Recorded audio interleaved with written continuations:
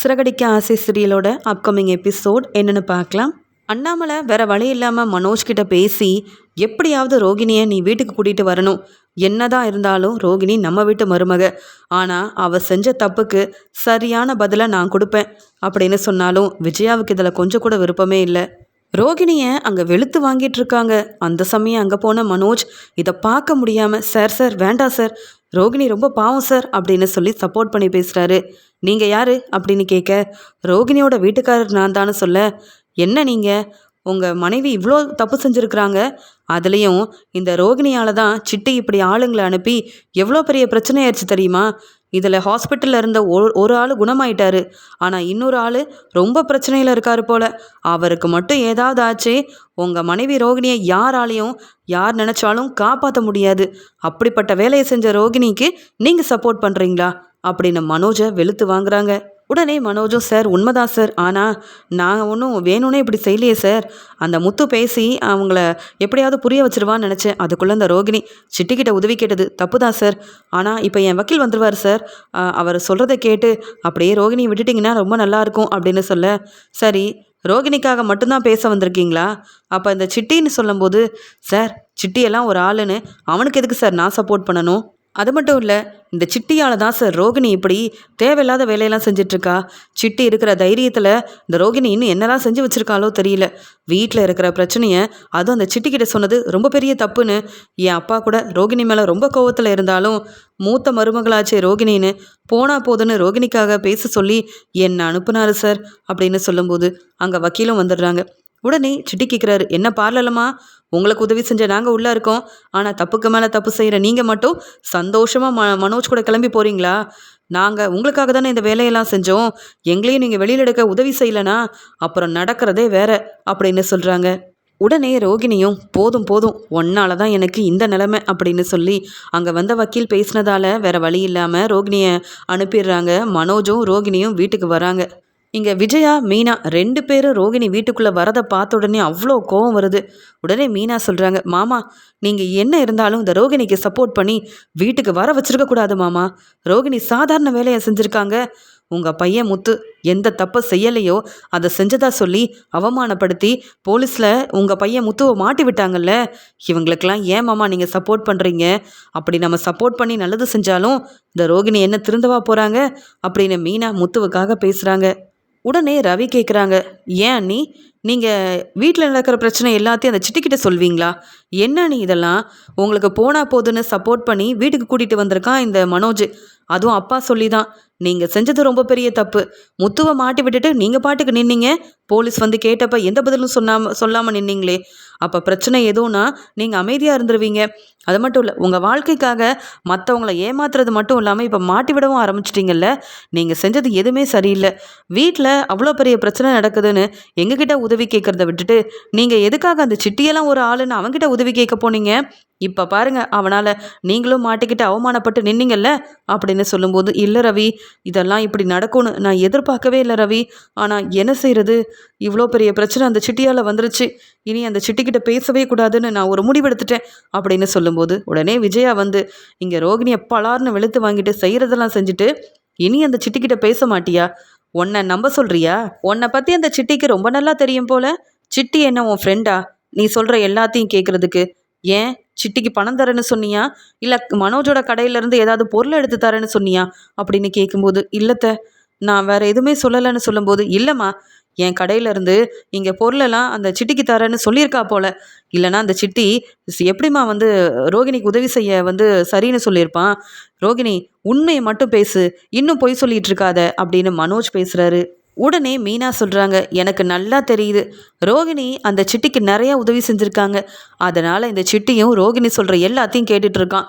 ரோகிணி ஏற்கனவே அந்த சிட்டிக்கிட்ட நிறைய பணம் கடன் வாங்கியிருக்கீங்க, இப்போ எதுக்காக நீங்கள் அவன்கிட்ட போனீங்க பிரச்சனையை சமாளிக்கிறதுக்கு, அவனை பற்றி தெரியும்ல, எங்களுக்கும் அந்த சிட்டிக்கும் சரிப்பட்டு வராது, எங்களை பார்த்தாலே இந்த சிட்டிக்கு பிடிக்காது, ஏதாவது பிரச்சனை செஞ்சு எங்களை மாட்டி விடணும்னு நினைப்பான், அப்படிப்பட்டவங்க உங்களுக்கு ஃப்ரெண்டாக இருக்காங்கன்னா நீங்கள் இந்த வீட்டுக்கு எவ்வளோ நல்ல மருமகன்னு உங்களை பார்த்தாலே எங்களுக்கு தெளிவாக புரியுது ரோகிணின்னு சொல்ல, போதும் மீனா நீங்கள் இதுக்கு மேலே பேசாதீங்க அதான் போலீஸ்கிட்ட என்னை மாட்டி விட்டுட்டீங்கல்ல.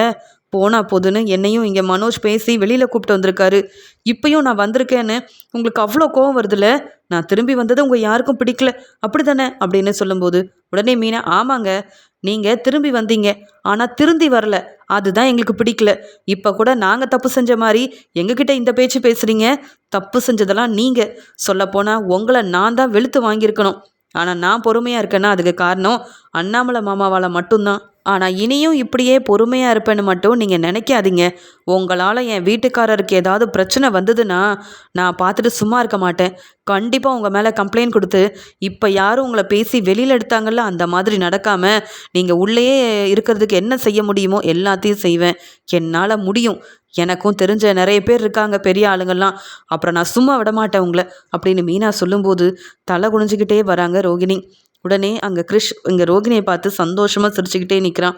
உடனே விஜயா சொல்கிறாங்க, ஆமாம், இந்த கிறிஷ் என்னவோ உன் பையன் மாதிரி இந்த வீட்டில் நீ இல்லைன்னு உடனே சாப்பிட மாட்டேன்னு சொல்கிறது, யாருக்கும் தெரியாமல் வெளியில் இருக்கிற அந்த கோயிலில் போய் வேண்டிக்கிறதுன்னு உனக்காக இந்த கிறிஷ் இவ்வளோ செய்கிறானே.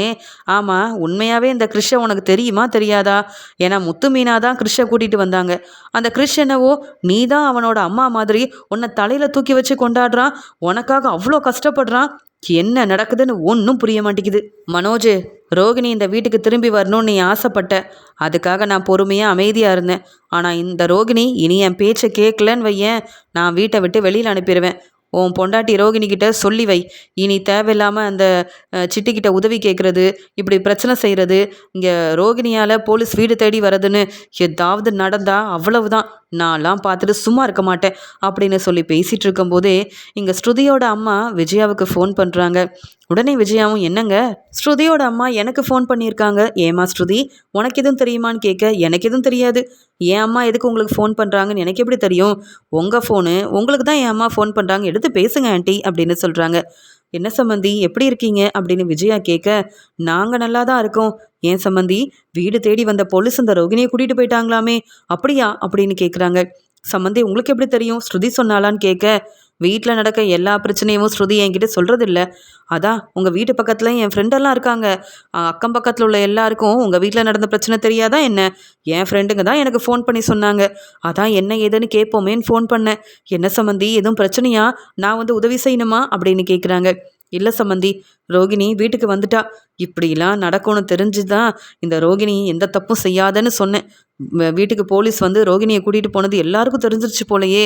அதுலேயும் இந்த சம்மந்தி வேற தேவையில்லாமல் ஃபோன் பண்ணி வேற கேட்குறாங்களே அப்படின்னு சொல்லிட்டு, பரவாயில்ல சம்மந்தி, உதவி வேணும்னா நானே உங்களுக்கு ஃபோன் பண்ணுறேன், நீங்கள் கவலைப்படாதீங்க, இப்போ எந்த பிரச்சனையும் இல்லை, நாங்கள் நல்லா தான் இருக்கோன்னு சொல்ல. அது எப்படி நல்லா இருக்க முடியும்? இந்த ரோகிணி பெரிய பணக்கார வீட்டு பொண்ணுன்னு நம்பி ஏமாந்தீங்க. உங்களுக்கு வர இருந்த 27 லட்ச ரூபா பணத்தையும் அந்த ரோகிணி மனோஜுக்குன்னு கடையை ஆரம்பித்து கொடுத்துட்டா. இன்னும் அந்த ரோகிணி உங்கள் குடும்பத்தில் என்னென்ன பிரச்சனை செய்ய போகிறாளோ, அவள் சொல்கிறது எல்லாமே பொய்யா தான் இருக்குது. அந்த ரோகிணியை நம்பாதீங்க சம்மந்தி, பார்த்து கவனமாகவே இருங்க அப்படின்னு சொல்லிட்டு ஸ்ருதியோட அம்மாவும் ஃபோனை வைக்கிறாங்க. விஜயாவுக்கு அவ்வளோ கோவம் வருது. உடனே அண்ணாமலை, என்ன விஜயா, சம்மந்தி என்ன சொல்கிறாங்கன்னு கேட்க, அவங்க நடந்தது சொல்கிறாங்க. ரோகிணியை நம்பாதீங்கன்னு எனக்கு அவ்வளோ பேச்சு பேசுகிறாங்க. இங்கே வீட்டில் நடந்த எல்லாமே அப்போ எல்லாருக்கும் தெரிய வந்துருச்சு போல். நான் எப்படிங்க வெளியில் தலை காட்ட முடியும்? வீடு தேடி வந்து போலீஸ் வந்து ரோகிணியை வெளுத்து வாங்கி கூட்டிகிட்டு போனதுன்னு இங்கே சம்மந்தியோட ஃப்ரெண்டுங்களுக்கெல்லாம் தெரிஞ்சு அவங்களுக்கு நடந்த பிரச்சனையெல்லாம் தெரிய வந்திருக்கு. எப்படி இந்த ரோகிணி இப்படி செஞ்சுட்டா பாருங்க அப்படின்னு திட்டிக்கிட்டே இருக்கிறாங்க விஜயா. பரவாயில்ல விடு, நம்ம மருமக தானே, என்ன இருந்தாலும் ரோகிணி இனி திருந்துனா சரிதான். ஆனாலும் இதே மாதிரி ரோகிணி பிரச்சனை செஞ்சுக்கிட்டே இருந்தா அப்புறம் நம்ம ஒரு தெளிவான முடிவை எடுத்து தான் ஆகணும் அப்படின்னு அண்ணாமலை சொல்லிட்டு போகிறாரு. 2-3 நாளாக ரோகிணி என்னை பார்க்கவும் வரல. ஹாஸ்பிட்டலில் இருக்க என்னை வீட்டுக்கு கூட்டிகிட்டு போகணும். ஆனால் என்னாச்சு, இங்கே முத்து மீனாவும் சரியாக கவனிக்க வரமாட்டேங்கிறாங்க அப்படின்னு சொல்லி ரோகிணியோட அம்மா ஹாஸ்பிட்டலில் இருக்கிறவங்க யோசிக்கிறாங்க. அந்த சமயம் மீனா முத்து 2 பேரும் ரோகிணியோட அம்மாவை பார்க்கறதுக்காக போகிறாங்க. அந்த சமயம், என்னம்மா மீனா, நேற்று எதுவும் பிரச்சனையா? இல்லை நீங்கள் எப்பயும் போல் வராமல் இருந்துட்டீங்களே அதான்னு கேட்க, ஆமாம், எங்கள் வீட்டில் மூத்த மருமக ரோகிணி இருக்கால, அவள் என்ன செஞ்சிட்டா தெரியுமா? அவளால் என் வீட்டுக்காரரை போலீஸ் கூட்டிகிட்டு போயிட்டாங்க. அங்கே இங்கேன்னு உண்மையை கண்டுபிடிச்சி எப்படியோ என் வீட்டுக்காரரை வெளியில் கொண்டு வரது வரைக்கும் எவ்வளோ பிரச்சனை செஞ்சுட்டா இந்த ரோகிணி. செய்கிற தப்பெல்லாம் செஞ்சுட்டு உண்மையும் மறைச்சிட்டா அப்படின்னு சொல்லும்போது ரோகிணியா அப்படி செஞ்சதுன்னு கேட்குறாங்க. ஆமாம், மூத்த மருமகன்றது தான் பேர். ஆனால் ரோகிணி செய்கிற பிரச்சனை எவ்வளோ இருக்குது தெரியுமா? ஒரே குடும்பத்தில் இருக்கிற எங்களை அவமானப்படுத்த ரோகிணி எப்போ பார்த்தாலும் திட்டம் போட்டுக்கிட்டே இருக்கா. அவள் அந்த சிட்டி கூட சேர்ந்து தேவையில்லாமல் பிரச்சனை செய்ய அதில் என் வீட்டுக்காரர் மாட்டிக்கிட்டாரு. இப்போ அந்த ரோகிணி திரும்பி வந்துட்டாங்கன்னு சொல்லும்போது அப்போ யோசிக்கிறாங்க ரோகிணியோட அம்மா. இந்த இந்த கல்யாணி ஏன் திருந்தவே மாட்டிக்கிறா? அவளுக்குன்னு எவ்வளவோ நம்ம சொல்லி புரிய வச்சிட்டோம். மீனா முத்துக்கு உன்னால் எந்த பிரச்சனையும் வரக்கூடாதுன்னு. ஆனால் கல்யாணி இப்படி செய்கிறதால வீட்டில் யாராவது அவளை மதிப்பாங்களா? அப்புறம் எப்படி கல்யாணிக்கு கல்யாணமான விஷயம் கிறிஷ் தான் இந்த ரோகிணியோட பையன்றதையும் நம்ம எல்லார்கிட்டேயும் சொல்லி மன்னிப்பு கேட்குறது? இல்லை, நாம் அப்படி சொன்னால் கண்டிப்பாக ரோகிணியோட வாழ்க்கையில் வர பிரச்சனை வருமே. இதெல்லாம் தெரிஞ்சிருந்தும் ரோகிணி இவ்வளோ பிரச்சனை செய்கிறானா? ரோகிணி என்றைக்கும் திருந்தவே மாட்டா போல அப்படின்னு ரோகிணி செஞ்ச பிரச்சனையால் மீனா முத்துக்கு ரொம்பவே அவமானப்பட்டு நின்னது. அப்புறம் வீட்டில் நடந்த எல்லாத்தையும் நினச்சி பார்த்து ரோகிணியோட அம்மா ரொம்ப மனசு வேதனைப்படுறாங்க. மீனா, என்னையும் கிருஷியும் எங்கள் வீட்டுக்கு கூட்டிகிட்டு போய் விட்டுருங்கம்மா. இனியும் இங்கே ஹாஸ்பிட்டலில் இருந்தால் சரிப்பட்டு வராது. ஏற்கனவே உங்கள் வீட்டில் நிறைய பிரச்சனை, இதில் என்னோட பேரனையும் நீங்கள் கவனிக்க வேண்டியதாக இருக்குது அப்படின்னு சொல்கிறாங்க. சரிம்மா, உங்களை நாங்களே வீட்டுக்கு கூட்டிகிட்டு போயிடுறோம் அப்படின்னு சொல்ல நாளைக்கே கிருஷ்ணை கூட்டிகிட்டு வரோன்னு சொல்கிறாங்க மீனா. சாப்பாடெல்லாம் கொடுத்துட்டு மீனாவும் முத்துவும் அங்கேருந்து கிளம்புறாங்க. அப்போ தான் இங்கே ரோகிணியோட அம்மா நினைக்கிறாங்க, இன்னும் கிறிஷ் ரோகிணியோட வீட்டில் இருந்தால் கண்டிப்பாக ரோகிணி மாட்டிப்பா. கிறிஷ் ரோகிணி கூட இருக்கணும்னு ஆசைப்படுறான். அதனால போலீஸ் ரோகிணியை தேடி பிரச்சனை செஞ்சப்ப அவனால் அதை தாங்கிக்க முடியாமல் தேவையில்லாமல் கிறிஷும் இங்கே கோயிலுக்கு போயிருக்கான் ரோகிணிக்காக வேண்டிக்கிறதுக்கு. அது மட்டும் இல்லாமல் இங்கே ரோகிணி வந்தாதான் நான் சாப்பிடுவேன்னு அடம் பிடிச்சிருக்கான். இதெல்லாம் பார்க்கும்போது கண்டிப்பாக ரோகிணியோட பையன் கிறிஷ் தான் அப்படின்னு மீனா உண்மையை கண்டுபிடிச்சிட்டா அவ்வளவுதான். ரோகிணி வாழ நினச்ச அந்த வாழ்க்கையை அவளால் சந்தோஷமாக வாழ முடியாமல் போயிடும். அதனால் இங்கே கிறிஷை கூட்டிகிட்டு நம்ம வீட்டுக்கே போயிடலாம். இப்போ தான் எனக்கு கொஞ்சம் பரவாயில்லையே, கிறிஷை நானே பார்த்துக்க வேண்டியதான். ரோகிணியாவது அந்த வீட்டில் சந்தோஷமாக இருக்கட்டும். ஆனால் ரோகிணி இப்படி செய்ய கண்டிப்பாக கிறிஷை அந்த வீட்டுக்கு கூட்டிகிட்டு போகவும் முடியாது. உண்மையை என்றைக்கும் ரோகிணி சொல்ல போகிறதும் இல்லை அப்படின்னு நினைக்கிறாங்க இங்கே ரோகிணியோட அம்மா. அங்கே இருந்த போலீஸ்கிட்ட சிட்டி சொல்கிறாரு, என்ன சார் நீங்கள் என்னை தப்பு செய்ய சொன்னது அந்த ரோகிணி. அவங்க சொல்லி தான் இதெல்லாம் நான் செஞ்சேன். ஆனால் அந்த ரோகிணியை அனுப்பிட்டீங்க. நான் பெருசாக என்ன சார் தப்பு செஞ்சேன்? இது என்னுடைய வேலை சார். அது மட்டும் இல்லை, அவங்க பணம் கொடுக்குறதா சொன்னாங்க. அந்த மனோஜ் கடையிலேருந்து பொருளெல்லாம் கொடுக்குறதா சொன்னாங்க. நான் செஞ்சேன் சார். அதுக்குன்னு தப்பு செஞ்ச ரோகிணியை விட்டுட்டு என்னை மட்டும் வெளியில் விடாமல் இருந்தால் என்ன சார் இதெல்லாம் நியாயமாக இருக்கா உங்களுக்கே அப்படின்னு கேட்கும்போது, இதுக்கு மேலே சிட்டி ஏதாவது பேசினேன் அவ்வளவுதான். ஏற்கனவே உன்னை வெளுத்து வாங்கணும்னு நாங்கள் யோசிச்சுட்டு இருந்தோம். இந்த பிரச்சனையில் நீயா மாட்டிக்கிட்ட. உனக்கு இதெல்லாம் தேவையா? நிறைய பேர்கிட்ட அதிகமாக வட்டி பணம் வாங்குறதா எனக்கு கம்ப்ளைண்ட் வந்தது. நானே உன்னை தேடி வரணும்னு நினச்சேன். நீயா இப்படி மாட்டிப்பேன்னு நான் எதிர்பார்க்கவே இல்லை அப்படின்னு சொல்லும்போது, சார் என் ஃப்ரெண்டு ஒருத்தன் இருக்கான், அவனுக்கு மட்டும் ஃபோன் பண்ணால் எனக்காக வக்கீல் வருவாங்க சார், என்னை கூட்டிகிட்டு போயிடுவாங்க அப்படின்னு சொல்லும்போது, அதெல்லாம் நீ ஃபோன் பண்ண முடியாது. உன் ஃப்ரெண்டு மட்டும் என்ன நல்லவனாக இருக்க போகிறான், நீ எல்லாம் யாருக்கும் ஃபோன் பண்ண வேண்டாம் அப்படின்னு சிட்டிக்கிட்ட அங்கே போலீஸ் சொல்லிடுறாங்க. அங்கே சிட்டியோட ஆஃபீஸில் இருக்கிற பிஏ தினேஷ் யோசிக்கிறாரு, சிட்டியை போலீஸ் கூட்டிகிட்டு போயிட்டாங்க. பாவம் சிட்டி. அந்த ரோகிணிக்காக சிட்டி உதவி செஞ்சுருக்கவே கூடாது. போனா போதுன்னு ரோகிணிக்கு உதவி செய்ய போன சிட்டி வசமாக மாட்டிக்கிட்டான். நான் சிட்டி கூட இருந்தால் எனக்கு தேவையான பணம், எனக்கு என்னென்ன தேவைன்னு ஒவ்வொன்றையும் சிட்டி பார்த்து பார்த்து செஞ்சானே. சிட்டி வந்தாதான் எனக்கு பணமே கிடைக்கும். அதனால் சிட்டிக்கு உதவி செய்யணும். நாம் போய் அங்கே போலீஸ்கிட்ட பேசினா என்ன? நாம் பேசி சிட்டி ரொம்ப நல்லவன்னு சொல்லி அவனை எப்படியாவது வெளியில் கொண்டு வர முடியுமான்னு பார்ப்போம் அப்படின்னு தினேஷ் யோசிக்கிறாரு. அங்கே உள்ளே இருக்கிற சிட்டியும் நமக்குன்னு உதவி செய்ய யாரும் வராமல் இந்த ரோகிணி மட்டும் என்னை மாட்டி விட்டுட்டு கிளம்பி போயிட்டாங்கல்ல, நான் வெளியில் வந்தால் ரோகிணியை சும்மா விட போகிறதில்ல அப்படின்ற கோவத்தில் சிட்டி இருக்கிறாரு. இங்கே சிட்டியை பார்க்கறதுக்காக பிஏ தினேஷ் வராரு. அங்கே இருந்த போலீஸும், நீங்கள் யாருன்னு கேட்க, நான் சிட்டியோட ஃப்ரெண்டு தான் சார். அது மட்டும் இல்லை, சிட்டி ரொம்ப நல்லவன் சார். அவன் எந்த தப்பும் செய்யலை. எல்லாத்துக்கும் காரணம் அந்த ரோகிணி தானே சொல்ல. அதெல்லாம் எங்களுக்கு தெரியும். அந்த ரோகிணி இப்போ வெளியில் போயிட்டாங்க. ரோகிணி செய்ய சொன்ன வேலையை செஞ்ச சிட்டி இப்போ உள்ளே இருக்காரு. நீங்கள் சொன்னால் நான் சிட்டியை வெளியில் அனுப்ப முடியுமா? அந்த சிட்டி என்ன சாதாரண வேலையாக செஞ்சுருக்கான்? இவனோட ஆளுங்க வெளுத்து வாங்கினதில் அங்கே ஒரு ஆள் ரொம்ப முடியாமல் இருக்கான். ஒருத்தர் மட்டும்தான் இப்போ பிரச்சனை இல்லாமல் இருக்கார். ஹாஸ்பிட்டலில் இருக்கிற ஒருத்தர் குணமாயிட்டாரு. ஆனால் இன்னொருத்தருக்கு பிரச்சனை இருக்குல்ல, அவருக்கு மட்டும் ஏதாவது ஆச்சுன்னா இந்த சிட்டி மட்டும் இல்லை, ரோகிணியும் இன்னும் வசமாக மாட்டிப்பாங்க. யாராலையும் இந்த சிட்டியெல்லாம் காப்பாற்ற முடியாது. நீங்கள் கிளம்பலாம். சிட்டிக்கெலாம் உதவி செய்யணும்னு இங்கே நிற்காதீங்க. நீங்கள் பேசினா சிட்டியை வெளியில் அனுப்ப முடியாதுன்னு பிஏ தினேஷ் கிட்ட சொல்ல, உடனே சார் கொஞ்சம் சிட்டிக்கிட்ட பேசிட்டாவது போட்டுமா சார் அப்படின்ற மாதிரி சொல்லும்போது, பேசிட்டு கிளம்புங்க சீக்கிரம் அப்படின்னு சொல்கிறாங்க.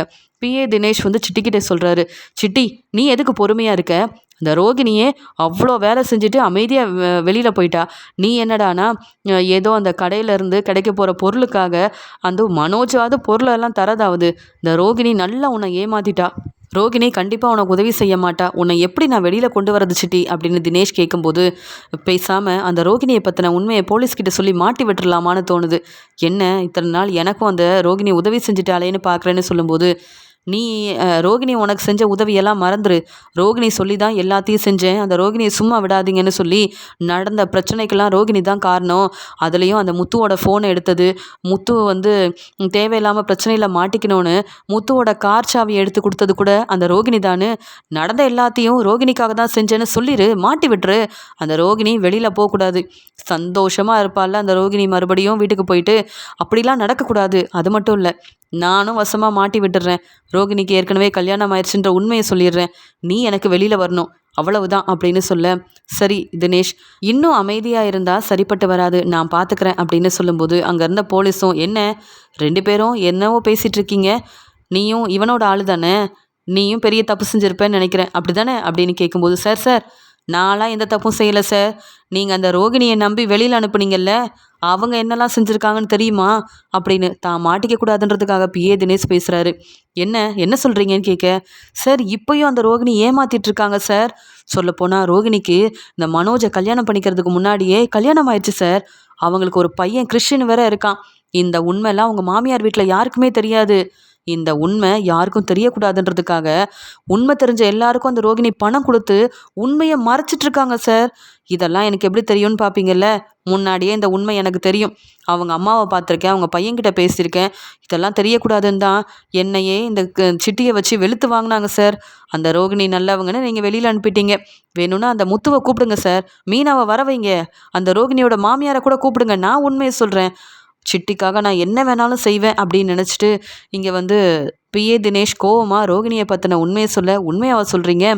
அப்போ அந்த ரோகிணி இன்னும் அவங்க குடும்பத்தை வேற ஏமாத்திட்டு இருக்கிறாங்களான்னு கேட்க, உடனே எங்கள் சிட்டி சிரிச்சுக்கிட்டே, இது மட்டுமா சார், அந்த முத்துவோட ஃபோன் காணும்னு வந்து கம்ப்ளைண்ட் கொடுத்து ஃபோனை தேடுறதுக்காக உங்ககிட்ட உதவி கேட்டு வந்தாரே, அந்த ஃபோனை எடுத்தது ரோகிணி தான்.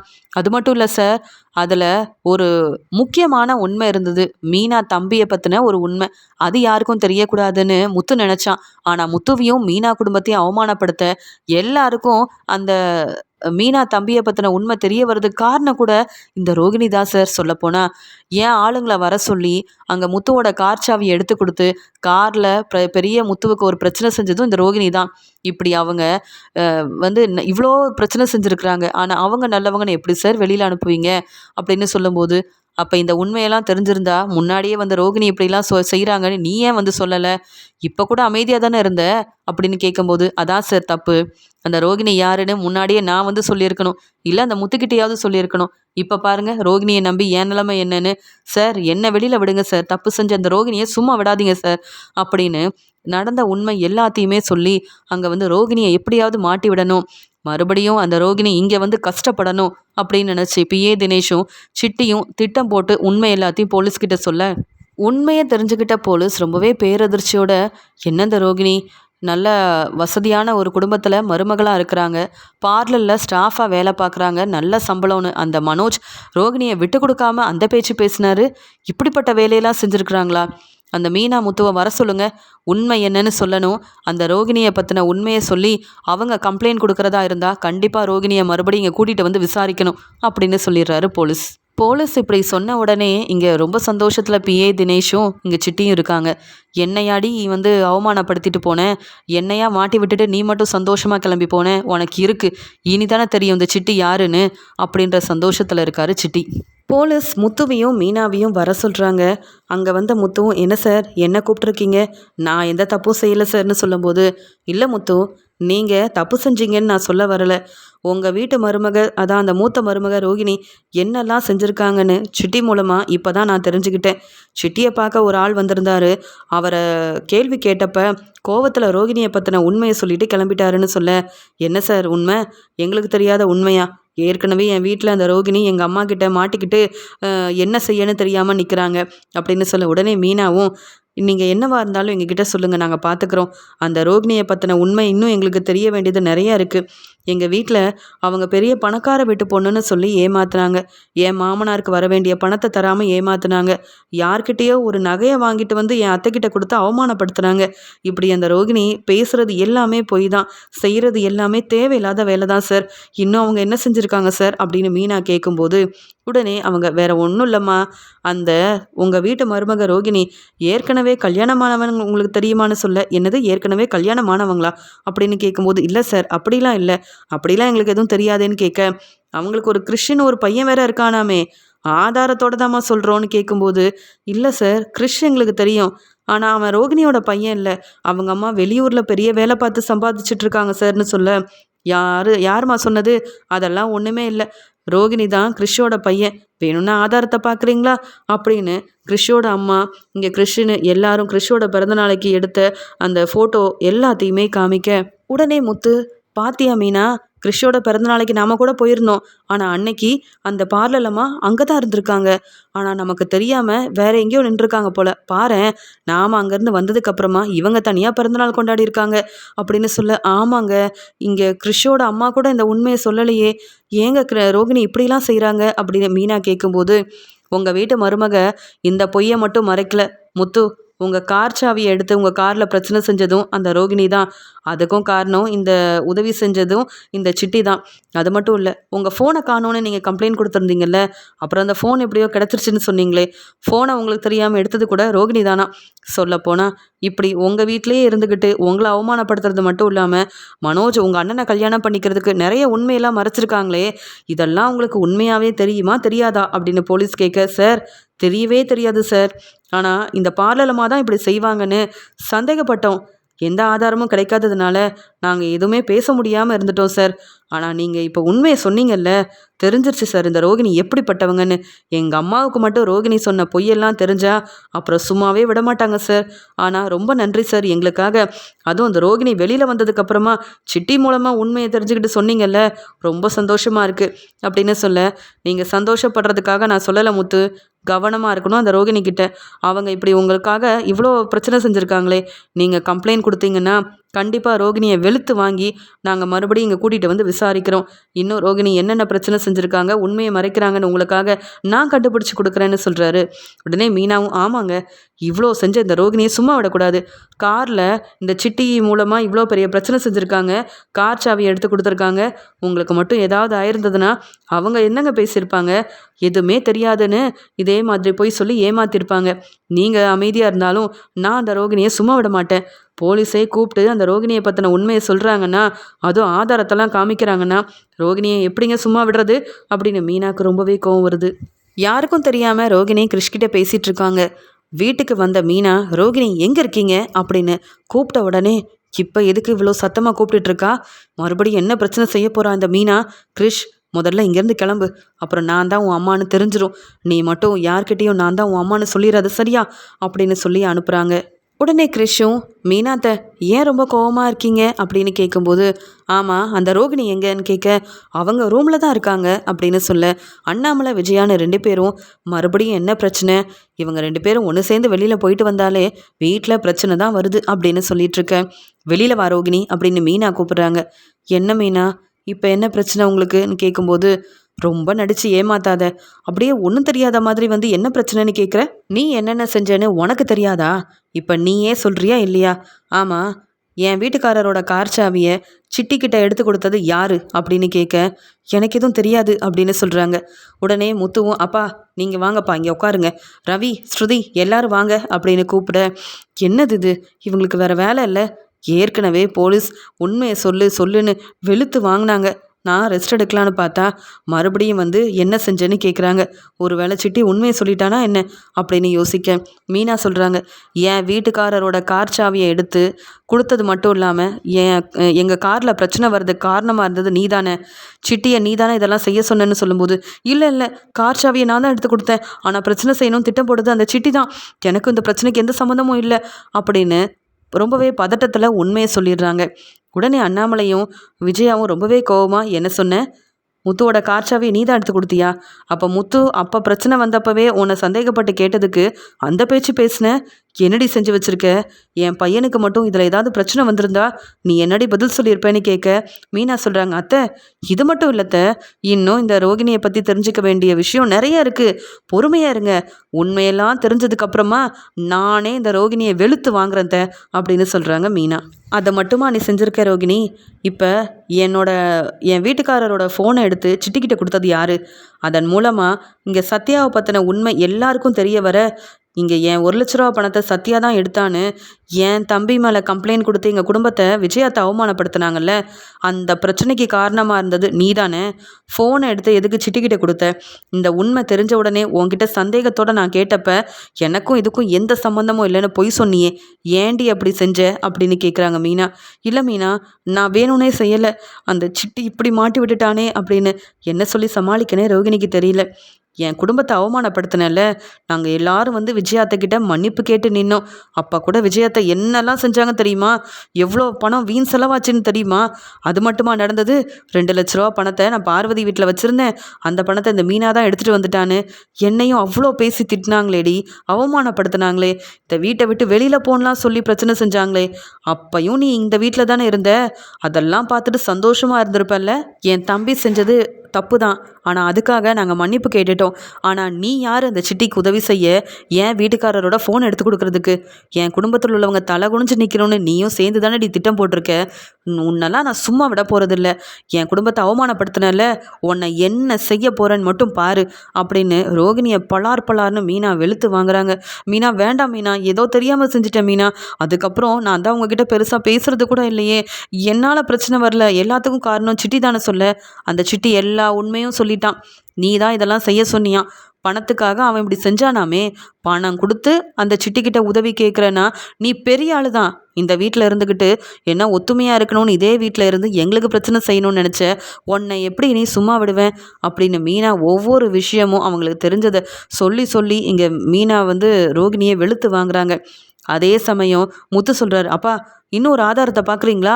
இந்த ரோகிணி யாருன்னு தெரியணும்லப்பா உங்களுக்குன்னு சொல்ல, உடனே ஸ்ருதியும், என்ன முத்து?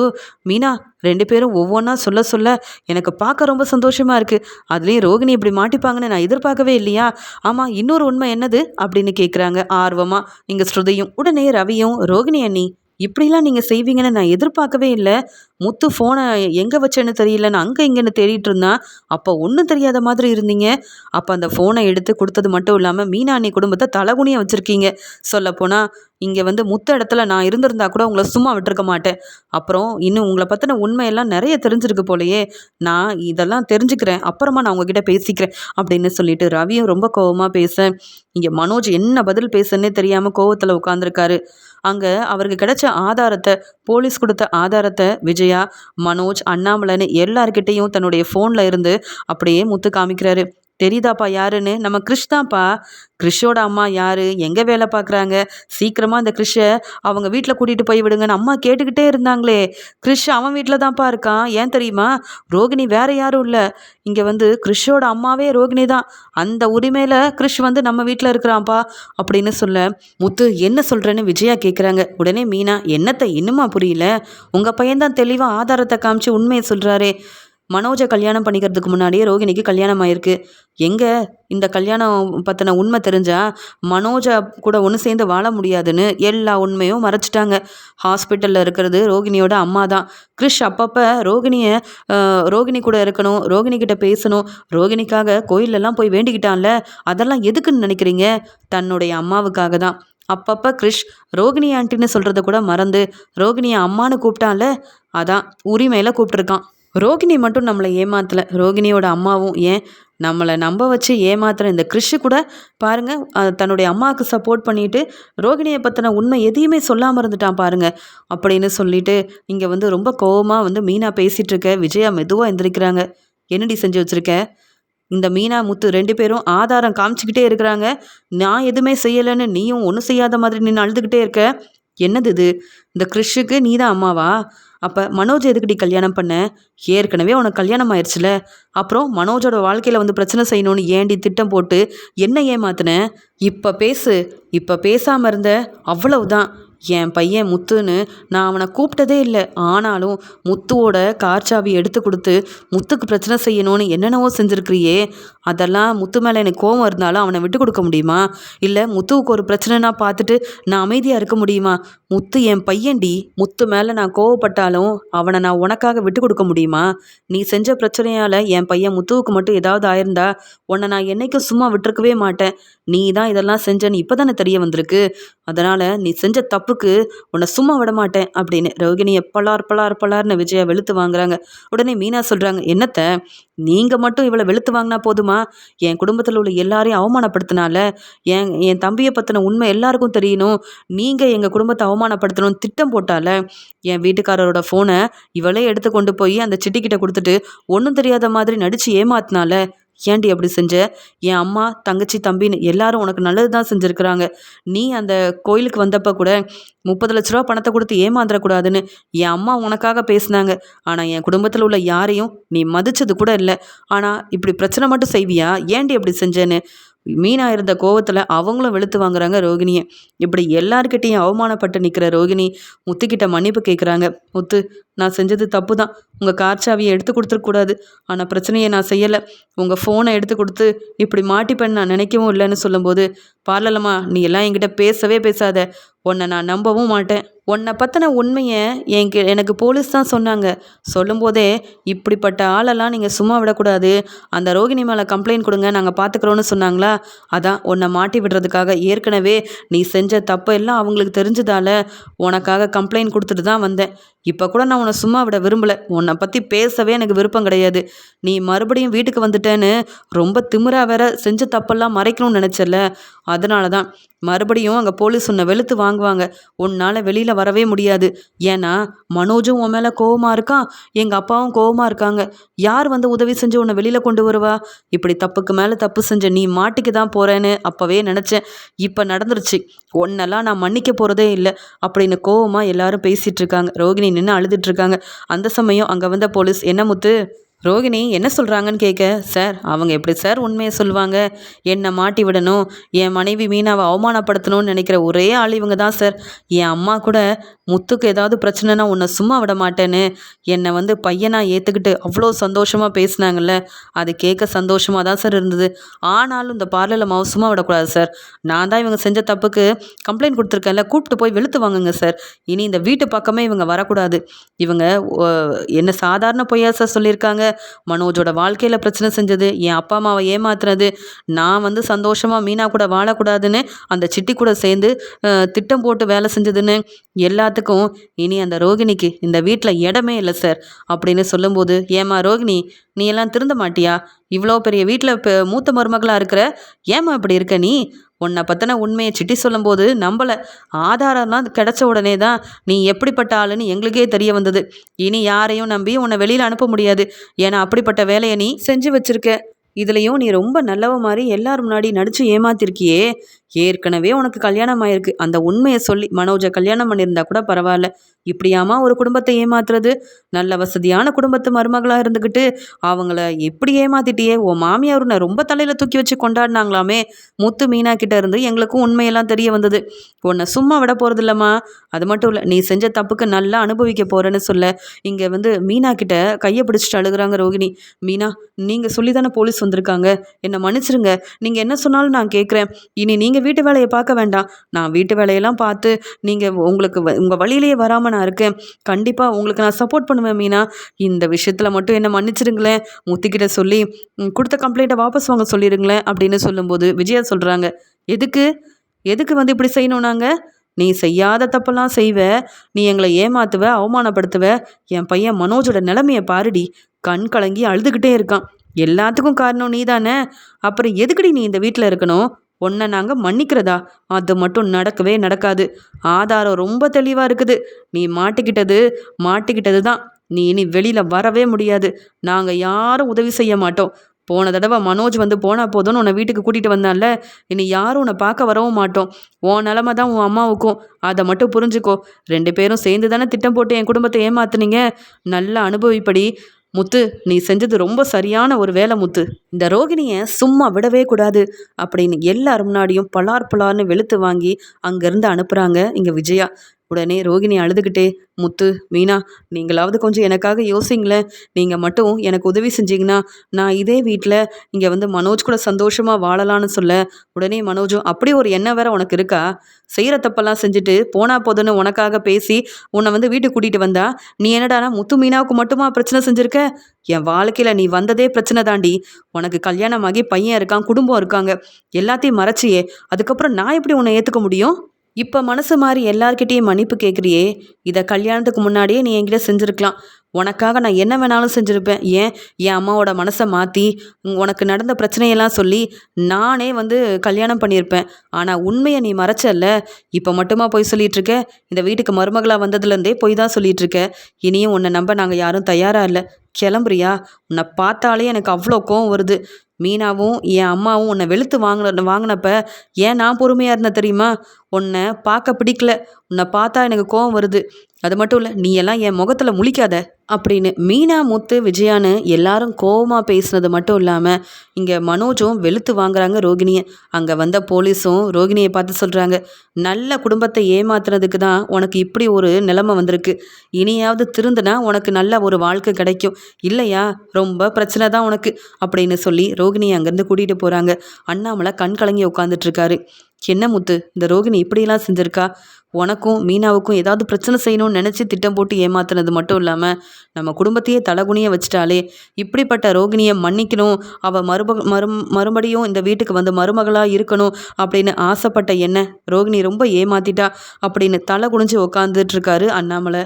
சிட்டி மாட்டி விட்டதால விஜயா வீட்டிலேருந்து திரும்பி போலீஸ் ரோகிணி அங்கே கூட்டிகிட்டு போக இதை பார்த்து ரொம்பவே சந்தோஷத்தில் இருக்காரு சிட்டி. ரோகிணி செஞ்ச தப்புக்கு மறுபடியும் மீனாவும் முத்துவும் சரியான முடிவெடுத்து ரோகிணியை போலீஸில் மாட்டி விட்டதை நினச்சி சந்தோஷப்படுறாங்க ஸ்ருதி.